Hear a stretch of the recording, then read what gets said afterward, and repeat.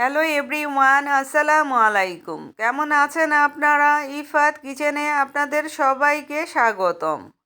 মোটামুটিভাবে ভালোই শীত পড়েছে আর বাজারগুলোতে শীতকালীন শাক সবজি উঠে ভরে গেছে। ব্যক্তিগতভাবে এই শীতকালটা আমার খুবই পছন্দের, কারণ এই শীতকালে নানা ধরনের শাক সবজি পাওয়া যায়।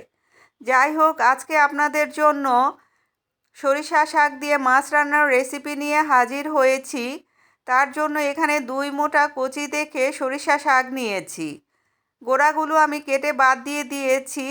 তারপরে শাকগুলো খুব সুন্দর করে বেছে নিয়েছি। এখন একটা নাইফের সাহায্যে শাকগুলো আমি কেটে নিচ্ছি। আমি 3 ইঞ্চি লম্বা করে শাকগুলো কেটেছি।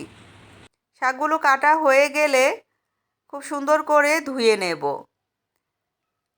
আমি এখানে 5 পিস পাঙ্গাস মাছ নিয়েছি। মাছগুলো আগে থেকে ধুয়ে পরিষ্কার করে রেখেছিলাম। এখন আমি মশলা মাখিয়ে নেব। আধা চা চামচ করে লবণ, হলুদের গুঁড়া, মরিচের গুঁড়া দিয়েছি। এখন হাত দিয়ে খুব সুন্দর করে মশলাটা মাখিয়ে নেওয়ার পরে এক সাইডে রেখে দেব। চুলায় একটা প্যান বসিয়ে নিয়েছি। পরিমাণ মতো রান্নার রেগুলার তেল দিয়েছি। তেলটা গরম হয়ে আসলে মাছগুলো এক এক করে ছেড়ে দেব তেলের মধ্যে। মাছগুলো আমি কড়া করে ভাজবো না, হালকা করে ভেজে নেব। শাকের রেসিপিতে যে কোনো শাকের একটু তেলাক্ত মাছ হলে কিন্তু রান্নাটা অনেক বেশি সুস্বাদু হয়। মাছগুলো ভাজা হয়ে গেছে, আমি উঠিয়ে নিচ্ছি। একই তেলে একই প্যানে আমি রান্নাটা শেষ করব।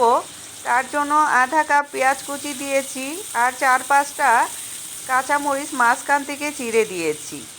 এই অবস্থায় চুলার হিটটা আমি মিডিয়ামে রেখেছি। পেঁয়াজগুলো আমি হালকা একটু কালার করে ভেজে নেব। তারপরে এখানে আমি কিছু মশলা অ্যাড করব। 1 চা চামচ আদা রসুনের পেস্ট, 1 চা চামচ লবণ, 1 চা চামচ করে হলুদের গুঁড়া, মরিচের গুঁড়া দিয়েছি। আর দিয়েছি আধা চা চামচ জিরার গুঁড়া, ধনিয়ার গুঁড়া।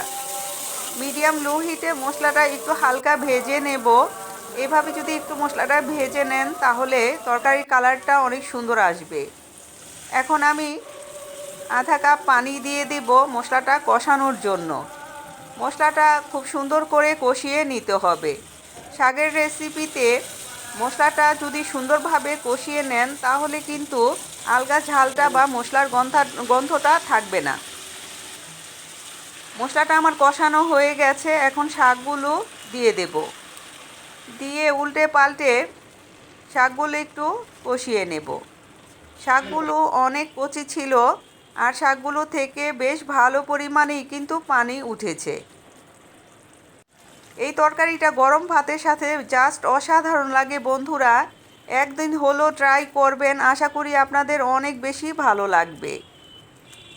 আমি নেড়েচেড়ে নিচ্ছি, দেখেন মোটামুটি অনেক সুন্দর পানি উঠেছে। বাড়তি আর পানির কোনো দরকার নেই। যদি আপনারা মাখা মাখা তরকারিটা খেতে চান তাহলে আর পানি দিবেন না। আর যদি একটু ঝোল ঝোল খেতে চান তাহলে 1 কাপ পানি অ্যাড করতে পারেন। আমি একটু ঝোল ঝোল রাখবো, তার জন্য ঝোলের জন্য 1 কাপ পানি আমি ব্যবহার করেছি। আমার রেসিপিটা যদি আপনাদের একটু হলেও ভালো লাগে প্লিজ আমার চ্যানেলটাকে সাবস্ক্রাইব করবেন, লাইক কমেন্ট শেয়ার করে আমার পাশে থাকবেন। একটু নেড়েচেড়ে নেওয়ার পরে ঢাকনা দিয়ে ঢেকে মিডিয়াম হিটে 10 মিনিট রান্না করে ঢাকনা তুলে নিয়েছি।